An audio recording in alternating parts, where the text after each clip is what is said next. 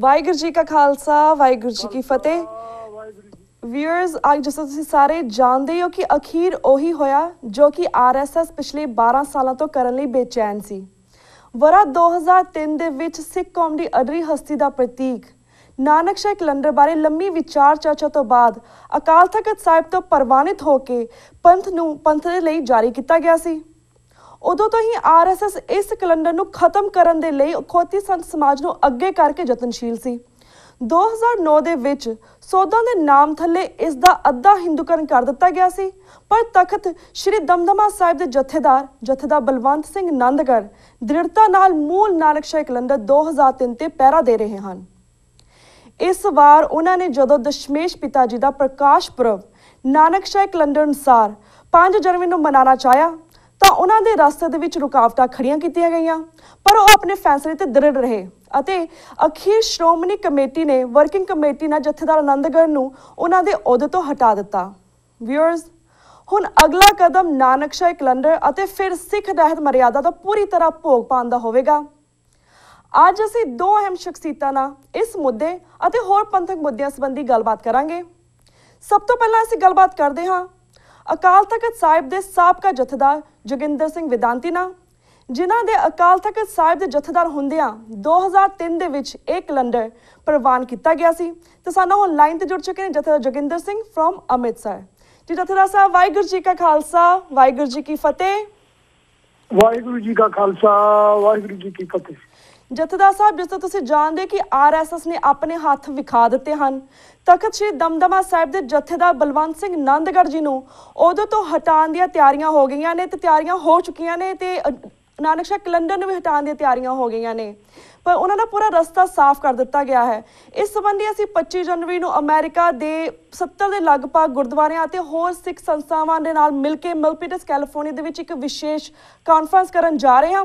ਅਸੀਂ ਚਾਹਾਂਗੇ ਕਿ ਤੁਸੀਂ ਸਾਡੇ ਬਾਹਰ ਦੀਆਂ ਸਿੱਖ ਸੰਗਤਾਂ ਲਈ ਇਸ ਸੰਬੰਧੀ ਕੋਈ ਸੁਨੇਹਾ ਜ਼ਰੂਰ ਦੇਵੋ।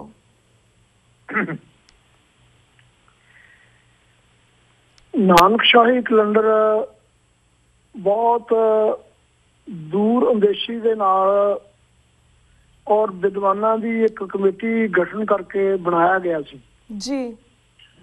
ਕਮੇਟੀ ਵੀ ਉਹ ਸ਼੍ਰੋਮਣੀ ਗੁਰਦੁਆਰਾ ਪ੍ਰਬੰਧਕ ਕਮੇਟੀ ਦੀ ਐਗਜ਼ੀਕਿਊਟਿਵ ਨੇ ਜਿਹੜੀ ਅਕਾਲ ਤਖਤ ਨੂੰ ਬੇਨਤੀ ਕਰਕੇ ਲਿਖਤੀ ਤੌਰ ਤੇ ਦਿੱਤਾ ਸੀਗਾ ਕਿ ਜਿਹੜਾ ਕਈ ਸਾਲਾਂ ਦਾ ਇਹ ਵਿਵਾਦ ਚੱਲ ਰਿਹਾ, ਇਸ ਨੂੰ ਕੋਈ ਚੰਗੇ ਢੰਗ ਸਾਰੂ ਢੰਗ ਦੇ ਨਾਲ ਨਾਨਕ ਸ਼ਾਹੀ ਕੈਲੰਡਰ ਨੂੰ ਉਹਦੀ ਰੂਪ ਰੇਖਾ ਚੰਗੀ ਵਿਦਵਾਨਾਂ ਦੇ ਨਾਲ ਸਲਾਹ ਮਸ਼ਵਰਾ ਕਰਕੇ ਕੌਮ ਨੂੰ ਇਹ ਕੈਲੰਡਰ ਦਿੱਤਾ ਜਾਵੇ। ਹਾਂਜੀ। 11 ਮੈਂਬਰੀ ਕਮੇਟੀ ਜਿਹੜੀ ਆ ਵਿਦਵਾਨਾਂ ਦੀ ਬਣਾਈ ਗਈ ਸੀਗੀ। ਸਾਲ ਭਰ ਉਹਨਾਂ ਦੀਆਂ ਮੀਟਿੰਗਾਂ ਹੋਈਆਂ ਜੀ। ਵਿਚਾਰ ਵਟਾਂਦਰੇ ਤੋਂ ਬਾਅਦ ਸਾਰ ਸਿੱਟੇ ਕੱਢ ਕੇ ਸਾਰੇ ਜਥੇਦਾਰ ਸਾਹਿਬਾਨ ਜਿਹੜੇ ਤਖਤ ਆਉਂਦੇ ਸੀ ਉਹਨਾਂ ਦੀਆਂ ਸ਼ਮੂਲੀਅਤ ਹੁੰਦੀ ਰਹੀ ਤੇ ਉਹ ਸਾਰੇ ਵਿਚਾਰ ਤੋਂ ਬਾਅਦ ਉਹਨੂੰ ਪ੍ਰਵਾਨਗੀ ਦਿੱਤੀ ਗਈ। ਹਾਂਜੀ। ਜਥੇਬੰਦੀਆਂ ਵੀ ਸਮੇਂ ਸਾਰੀਆਂ ਸੀ ਸੱਦੇ ਰਹੇ ਉਹਨਾਂ ਨੂੰ ਜੀ, ਤੇ ਟਕਸਾਲ ਦੇ ਵੀ ਜਿਤਨੇ ਹੋਰ ਵੀ ਸੰਪਰਦਾਵਾਂ ਦੇ ਵਿਦਵਾਨ ਸੀ ਉਹਨਾਂ ਨੂੰ ਵੀ ਸੱਦੇ ਰਹੇ ਜੀ। ਉਦੋਂ ਬਾਅਦ ਇਹ ਪ੍ਰਵਾਨਗੀ ਦੇ ਕੇ ਫਿਰ ਐਗਜ਼ੀਕਿਊਟਿਵ ਦੇ ਵਿੱਚ ਹਾਂਜੀ ਉਹ ਪ੍ਰਵਾਨਗੀ ਉਸ ਨੂੰ ਮਿਲੀ ਤੇ ਫਿਰ ਹਾਊਸ ਦੇ ਵਿੱਚੋਂ ਪ੍ਰਵਾਨ ਹੋਇਆ। ਹਾਂਜੀ। ਤੇ ਕੌਮ ਨੇ ਦੇਸ਼ਾਂ ਵਿਦੇਸ਼ਾਂ ਦੀਆਂ ਸਿੱਖ ਸੰਗਤਾਂ ਨੇ ਉਹਨਾਂ ਨੂੰ ਪ੍ਰਵਾਨ ਕੀਤਾ ਜੀ। ਪੰਜਾਬ ਦੀ ਜਿਹੜੀ ਸਾਡੀ ਪੰਜਾਬ ਸਰਕਾਰ ਸੀ ਔਰ ਜਿਹੜੀ ਸੀਗੀ ਸੈਂਟਰ ਸਰਕਾਰ ਨੇ ਵੀ ਇਸ ਨੂੰ ਪ੍ਰਵਾਨ ਕਰਕੇ ਛੁੱਟੀਆਂ ਤੇ ਔਰ ਦਿਨ ਦਿਹਾੜੇ ਜਿਹੜੇ ਸੀਗੇ ਨਾਨਕ ਸ਼ਾਹੀ ਕੈਲੰਡਰ ਮੁਤਾਬਕ ਪ੍ਰਵਾਨ ਕੀਤੇ। ਹਾਂਜੀ।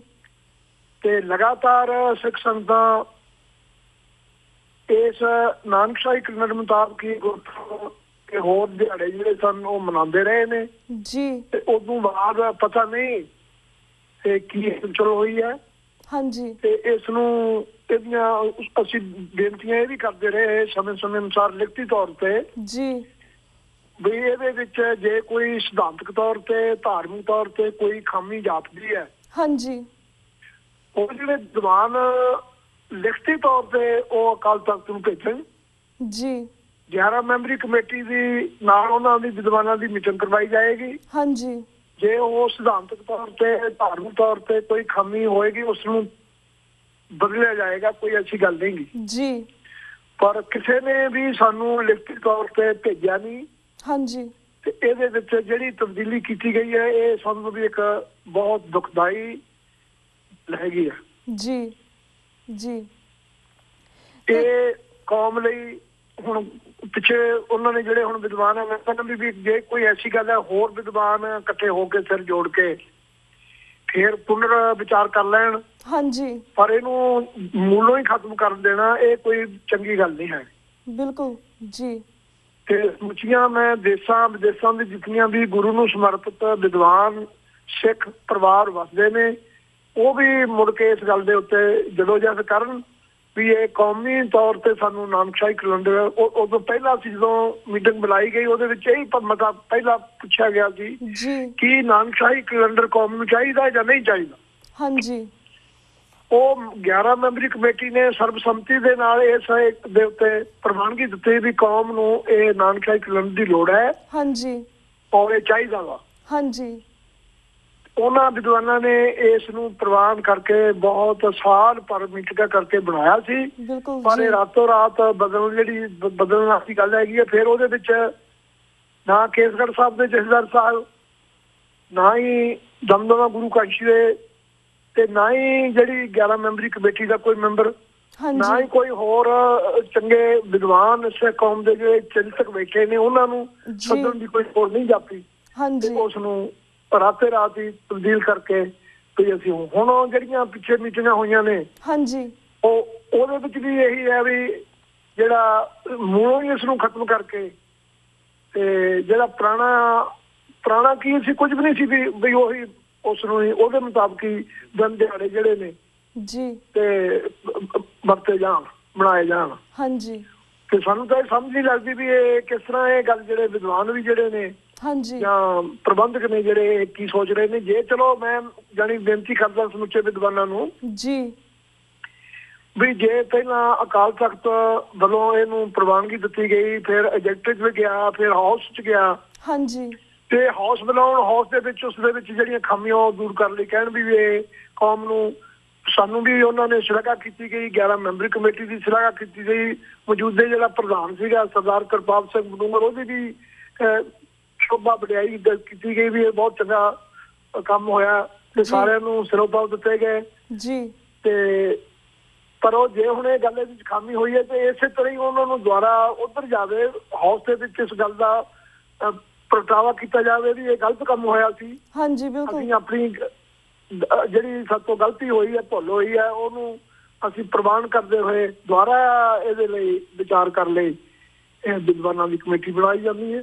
ਉਹ ਇਹਦੇ ਵਿੱਚ ਵਿਦਵਾਨ ਜਿਹੜੇ ਨੇ ਉਹ ਫਿਰ ਪੁਨਰ ਵਿਚਾਰ ਕਰਕੇ ਜੇ ਕੋਈ ਚੰਗੀ ਗੱਲ ਹੋਵੇਗੀ ਤੇ ਉਹ ਚੰਗਾ ਰੂਪ ਰੇਖਾ ਬਣਾ ਕੇ ਉਹਦੀ ਕੈਲੰਡਰ ਨੂੰ ਪ੍ਰਵਾਨ ਦੇਣ।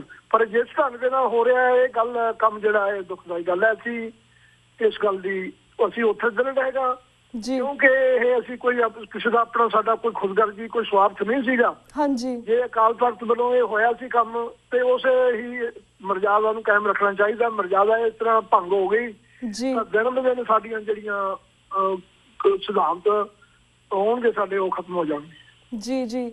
ਤਾਂ ਜਥੇਦਾਰ ਸਾਹਿਬ ਜਿਸ ਤਰ੍ਹਾਂ ਲਾਈਕ ਜਿਹੜਾ ਮੂਲ ਨਾਨਕਸ਼ਾਹੀ ਕੈਲੰਡਰ 2003 ਸੀ ਉਸ ਤੇ ਦਮਦਮਾ ਸਾਹਿਬ ਦੇ ਜਥੇਦਾਰ ਜਿਹੜੇ ਸੀਗੇ ਆਨੰਦਗੜ੍ਹ ਉਹ ਪੂਰੀ ਦ੍ਰਿੜਤਾ ਨਾਲ ਖੜੇ ਸੀ। ਮੇਬੀ ਇਹੀ ਰੀਜ਼ਨ ਸੀਗਾ ਕਿ ਉਹਨਾਂ ਨੂੰ ਉਹਨਾਂ ਦੀ ਪੋਜੀਸ਼ਨ ਤੋਂ ਹਟਾ ਦਿੱਤਾ ਗਿਆ ਸ਼੍ਰੋਮਣੀ ਕਮੇਟੀ ਵੱਲੋਂ ਜਾਂ ਜਥੇਦਾਰ ਜਥੇਦਾਰ ਅਕਾਲ ਤਖਤ ਸਾਹਿਬ ਉਹ ਜਿਹੜਾ ਸਾਹਿਬ ਵੱਲੋਂ, ਪਰ ਜਿਹੜਾ ਆਨੰਦਗੜ੍ਹ ਜਿਹਨੂੰ ਹਟਾ ਦਿੱਤਾ ਗਿਆ ਉਹਨਾਂ ਦੀ ਪੋਜੀਸ਼ਨ ਤੇ ਤੁਸੀਂ ਉਸ ਬਾਰੇ ਸਾਡੇ ਦਰਸ਼ਕਾਂ ਨੂੰ ਕੀ ਕਹਿਣਾ ਚਾਹੋਗੇ?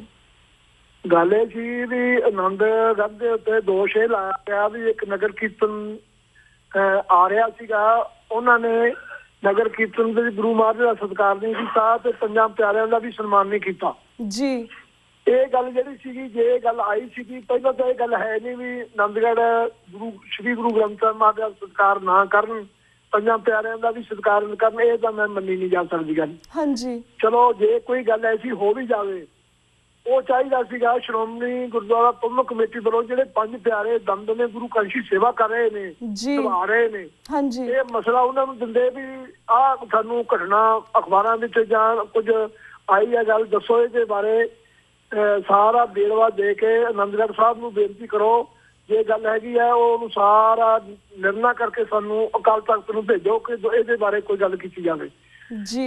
ਇਹਦੇ ਪ੍ਰੋਸੀਜਰ ਚਾਹੀਦਾ ਸੀ, ਢੰਗ ਤਰੀਕਾ ਇਹ ਵਰਤਣਾ ਚਾਹੀਦਾ ਸੀਗਾ। ਪੰਜਾਂ ਪਿਆਰਿਆਂ ਨੂੰ ਸੌਂਪਦੇ ਗੱਲ, ਹਾਂਜੀ, ਉਹ 5 ਪਿਆਰੇ ਨਿਰਣਾ ਕਰਕੇ ਅਕਾਲ ਤਖਤ ਨੂੰ ਭੇਜਦੇ ਵੀ ਹਾਂ ਆਨੰਦਗੜ੍ਹ ਨੇ ਤੋਹੀਨ ਕੀਤੀ ਹੈ ਗੁਰੂ ਗ੍ਰੰਥ ਸਾਹਿਬ ਜੀ ਦੀ, ਪੰਜਾਂ ਪਿਆਰਿਆਂ ਦੀ। ਉਹ ਪੰਜਾਂ ਪਿਆਰਿਆਂ ਨੂੰ ਇਹ ਮਸਲਾ ਸੌਂਪ ਦੇਣਾ ਚਾਹੀਦਾ ਸੀ ਇਹਨਾਂ ਨੂੰ, ਹਾਂਜੀ, ਤੇ ਉਹ ਗਾਹਾਂ ਨਿਰਣਾ ਕਰਕੇ ਫਿਰ ਕੋਈ ਫੈਸਲਾ ਕਰਦੇ। ਪਰ ਜਿਸ ਢੰਗ ਦੇ ਨਾਲ ਇਹ ਸਾਡੀ ਆਨੰਦਗੜ੍ਹ ਨੂੰ ਲਾਉਣ ਦੀ ਗੱਲ ਕੀਤੀ ਗਈ ਹੈ, ਹਾਂਜੀ, ਇਹ ਤਰੀਕਾ ਗਲਤ ਹੈਗਾ। ਮੈਂ ਜਦੋਂ ਮੇਰੀ ਨਿਯੁਕਤੀ ਹੋਈ ਸੀ ਉਸ ਦਿਨ ਹੀ ਮੈਂ ਬੜੇ ਵੇਰਵੇ ਦੇ ਨਾਲ ਇਹ ਗੱਲ ਕਹੀ ਸੀ, ਹਾਂਜੀ, ਸਾਡੇ ਜਥੇਦਾਰ ਸਾਹਿਬਾਂ ਦੀ ਯੋਗਤਾ ਔਰ ਜਥੇਦਾਰਾਂ ਸਾਹਿਬਾਂ ਦਾ ਸਨਮਾਨ, ਜਥੇਦਾਰਾਂ ਨੂੰ ਕਿਵੇਂ ਢੰਗ ਤਰੀਕੇ ਦੇ ਨਾਲ ਆਪਣਾ ਲਾਉਣਾ ਉਹਨਾਂ ਨੂੰ ਜੀ, ਤੇ ਕਿਵੇਂ ਉਹਨਾਂ ਨੂੰ ਵਿਦਾਈ ਦੇਣੀ ਹੈ, ਕਿੰਨੀ ਉਹਨਾਂ ਦਾ ਸਮਾਂ, ਇਹ ਸਾਰੇ ਨੀਤ ਕਰਨੇ ਚਾਹੀਦੇ ਨੇ।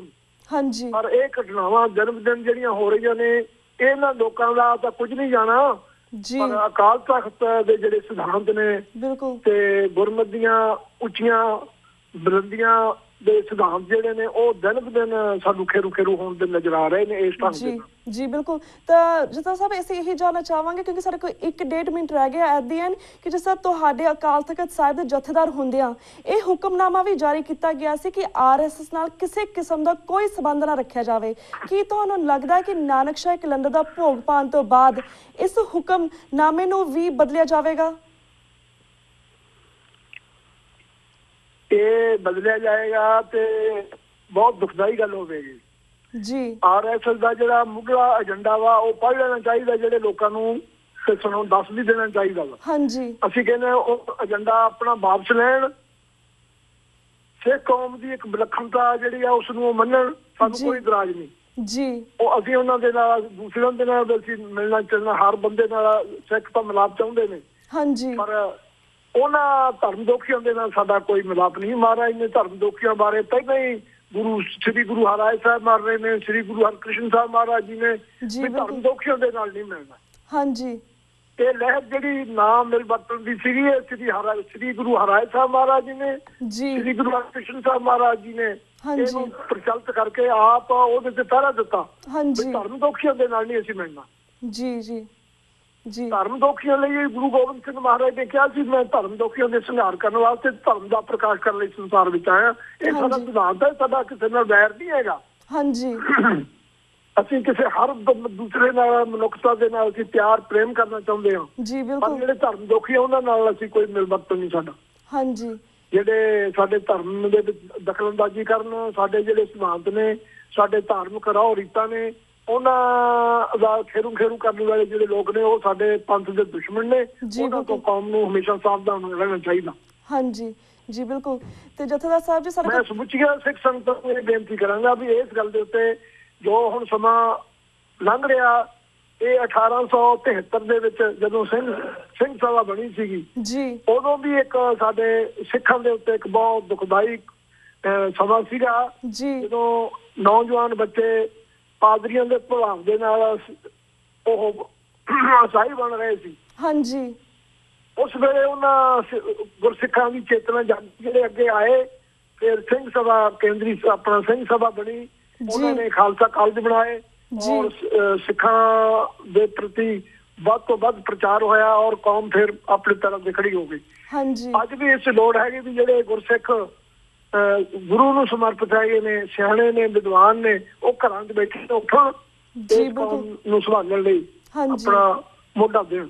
ਜੀ ਬਿਲਕੁਲ ਬਿਲਕੁਲ ਬਿਲਕੁਲ ਜਥੇਦਾਰ ਸਾਹਿਬ ਜੀ, ਹੁਣ ਸਾਡਾ ਵਕਤ ਬ੍ਰੇਕ ਵੱਲ ਜਾ ਰਿਹਾ। ਤੁਹਾਡਾ ਬਹੁਤ ਬਹੁਤ ਸ਼ੁਕਰੀਆ ਕਿ ਤੁਸੀਂ ਸਾਡੇ ਦਰਸ਼ਕਾਂ ਦੇ ਰੂਬਰੂ ਹੋਏ, TV 84 ਦੇ ਦਰਸ਼ਕਾਂ ਦੇ ਰੂਬਰੂ ਹੋਏ ਤੇ ਆਪਣੇ ਇਸ ਮੁੱਦੇ ਦੇ ਉੱਪਰ ਵਿਚਾਰ ਸਾਡੇ ਨਾਲ ਸਾਂਝੇ ਕੀਤੇ। ਹੁਣ ਤੁਹਾਡੇ ਕੋਲ ਅਸੀਂ ਇਜਾਜ਼ਤ ਲੈਂਦੇ ਹਾਂ। ਵਾਹਿਗੁਰੂ ਜੀ ਕਾ ਖਾਲਸਾ, ਵਾਹਿਗੁਰੂ ਜੀ ਕੀ ਫਤਿਹ। Viewers, वक्त हो गया एक छोटे से ब्रेक था। Keep watching News TV 84. We'll be right back after a short break.